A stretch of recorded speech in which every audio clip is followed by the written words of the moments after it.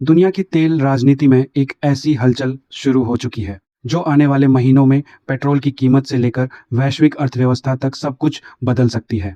मध्य पूर्व से उठी यह खबर सिर्फ एक संगठनात्मक मतभेद नहीं है, बल्कि यह उस सिस्टम में दरार है जिसने पिछले 6 दशकों से दुनिया के ऊर्जा बाजार को नियंत्रित किया है।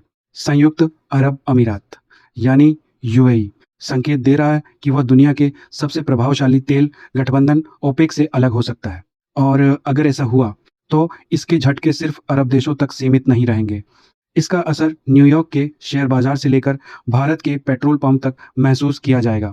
लेकिन सवाल है, आखिर यूएई ऐसा क्यों करना चाहता है और क्या ओपेक की पकड़ अब कमजोर पड़ रही है? इसे समझने के लिए हमें पहले ओपेक की ताकत समझनी होगी। 1960 में बना ओपेक केवल एक तेल संगठन नहीं था। यह उन देशों का शक्ति केंद्र था जिनके पास दुनिया के सबसे बड़े तेल भंडार मौजूद थे। सऊदी अरब, यूएई, इराक, ईरान, कुवैत और कई अन्य उत्पादक देशों ने मिलकर एक ऐसा गठबंधन बनाया जिसने तय करना शुरू किया कि दुनिया को कितना तेल मिलेगा और किस कीमत पर मिलेगा। जब ओपेक उत्पादन घटाता है तो तेल महंगा हो जाता है। जब उत्पादन बढ़ाता है तो कीमतें नीचे आती हैं, यानी दुनिया की गाड़ियों में जलने वाला ईंधन कई बार रेगिस्तान में बैठी कुछ सरकारों के फैसलों से तय होता है। लेकिन अब यही समीकरण टूटता दिख रहा है। यूएई ने पिछले कुछ वर्षों में अपनी तेल उत्पादन क्षमता बढ़ाने पर भारी निवेश किया है। उसने नए ऑयल फील्ड विकसित किए, आधुनिक इंफ्रास्ट्रक्चर बनाया और खुद को सिर्फ क्षेत्रीय नहीं बल्कि वैश्विक ऊर्जा खिलाड़ी के रूप में स्थापित करने की कोशिश की। समस्या यह है कि ओपेक के नियम यूएई को उतना तेल निकालने की अनुमति नहीं देते जितना वह निकालना चाहता है, क्योंकि सऊदी अरब और संगठन के दूसरे बड़े सदस्य कीमतों को ऊंचा बनाए रखने के लिए नियंत्रित उत्पादन की नीति पर टिके हुए हैं।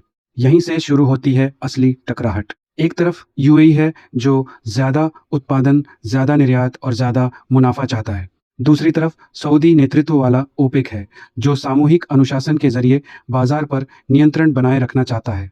यानी यह केवल तेल का विवाद नहीं बल्कि अरब जगत के भीतर आर्थिक नेतृत्व की लड़ाई भी है। अगर यूएई ओपेक से बाहर निकलता है तो वह स्वतंत्र रूप से ज्यादा तेल बेच सकेगा। इससे वैश्विक बाजार में सप्लाई बढ़ेगी और तेल की कीमतों पर दबाव आएगा। पहली नज़र में यह दुनिया के उपभोक्ताओं के लिए अच्छी खबर लग सकती है, लेकिन असली खतरा कहीं बड़ा है, क्योंकि ओपेक की सबसे बड़ी ताकत सिर्फ उत्पादन नहीं बल्कि समन्वय है। अगर यह समन्वय टूटता है तो तेल बाजार में अनुशासन खत्म हो जाएगा और जब दुनिया के बड़े उत्पादक देश अपने अपने हित में उत्पादन करने लगेंगे तो कीमतें स्थिर नहीं रहेंगी, कभी अचानक गिरेंगी, कभी तेजी से उछलेंगी। यानी ऊर्जा बाजार एक नए दौर की अनिश्चितता में प्रवेश कर सकता है। भारत जैसे देशों के लिए यह स्थिति बेहद संवेदनशील है, क्योंकि भारत अपनी जरूरत का अधिकांश कच्चा तेल आयात करता है। तेल की हर अंतर्राष्ट्रीय हलचल सीधे महंगाई, ट्रांसपोर्ट कॉस्ट, हवाई किराए और आम लोगों के खर्च पर असर डालती है। और यह पूरा घटनाक्रम ऐसे समय में हो रहा है जब मध्य पूर्व पहले से ही युद्ध, समुद्री तनाव और भू राजनीतिक अस्थिरता से जूझ रहा है।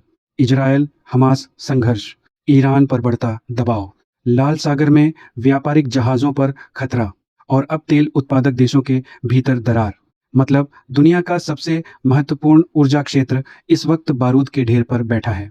यूएई का यह कदम एक संकेत है कि आने वाले समय में तेल बाजार अब पुराने सामूहिक नियंत्रण से निकलकर राष्ट्रीय स्वार्थ की नई प्रतिस्पर्धा में बदल सकता है। और अगर ऐसा हुआ तो यह केवल ओपेक की कमजोरी नहीं होगी, यह उस वैश्विक आर्थिक ढांचे का पुनर्गठन होगा जिस पर आधुनिक दुनिया की ऊर्जा निर्भर करती है।